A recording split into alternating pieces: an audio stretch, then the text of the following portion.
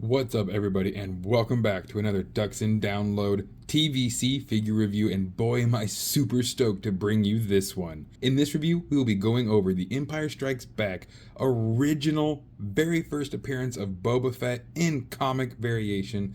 So excited to have seen this at my local Target. I did have to ask an associate to go into the back and get it for me, but they were nice enough to finally get it out from the box. Hopefully this Friday I can go back and find the other one there as well. So before I get too far into this though, make sure to go down below and like the video so I know that you guys enjoy these vintage collection reviews. Be sure to comment what is your favorite variation of the Boba Fett that you'd like to see in future TVC, and make sure to subscribe to the channel, for I have plenty more Black Series reviews, comic book reviews, and just general news and Star Wars trivia and fun on this channel, uploading weekly, if not daily. Alright, so let's take a good look at this figure, guys. Thankfully, this is on the thicker card back. That is always amazing. And getting this thing right out of box without it having any time on the shelf, that is always super handy. Too bad they all come punched now, because having got it out of the box, oh, to have it unpunched would have been even better.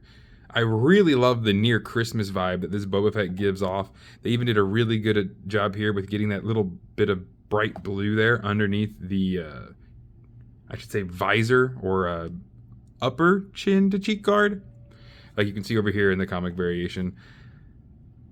It's a very simple green, red, and white. So this, aside from the droids version being, if not, I believe, the very first image of Boba Fett that we would then later be used for the rest of the Star Wars saga. It's an absolutely beautiful figure. Love seeing, we got Boss back here, and there's Dengar over there. Boba here in the center. Again, this is a nice heavier card back. The bubble's in great condition, no crimping or warping from midshipment, which is always good. Really nice and straight, love seeing it. VC 277, this is a pretty kind of like a hodgepodge selection. We have the skiff guards, 2 random from the last wave, and then 2 of the Boba Fetts, the one currently in package now, and this is the Kenner Boba Fett with the original Kenner figure styling. I really am just super happy to have had this one. I will try to get my hands on the other comic book variant, but guys, this one was honestly way more my must-have out of the 2. Love the 2 blasters here, the smaller range one and the larger carbine style. And because this is just the classic Boba Fett that we know, but getting this very awesome homage to one of his first debuts, especially from the Empire Strikes Back line. All right, let's get a better look at the figure here, get more of these close-up shots for you guys. Again, you see we have the rangefinder, green top, this nice white to light blue cheeks, and the upper, like, let's just say cheekbone guard. Nice deep red, really gives it that pop. The light blue behind on the pill is absolutely stellar, and I love that we even get the vintage comic art here on the bubble.